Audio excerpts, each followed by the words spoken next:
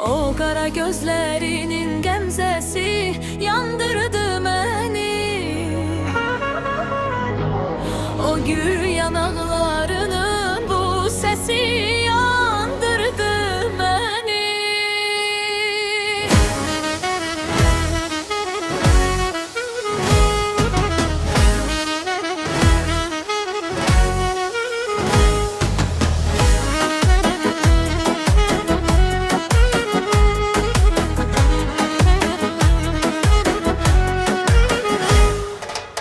Gözlerim yorulmayır yolunu gözlemeyden, bu dilim usanmayır adını söylemeyden. Sevirsen sen az eyleme, sev doyunca az eyleme. Gözlerinle könlümü yıkıp viran eyleme. Sevirsen sen az eyleme, sev doyunca az eyleme. Gözlerinle könlümü yıkıp viran eyleme.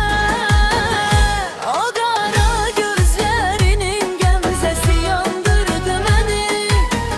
O gül yanaklarının bu sesi yandırdı beni.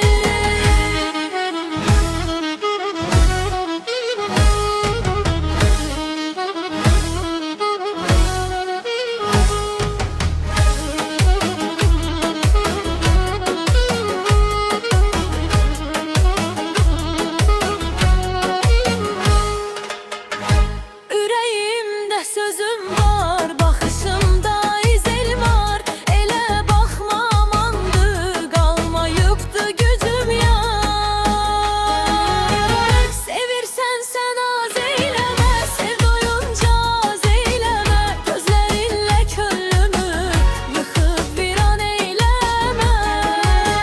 Sevirsen sen az eyleme, sev doyunca az eyleme. Gözlerinle könlümü yıkıp viran eyleme. O kara gözlerinin gemzesi yandırdı beni. O gül yanaklarının bu sesi yandırdı beni.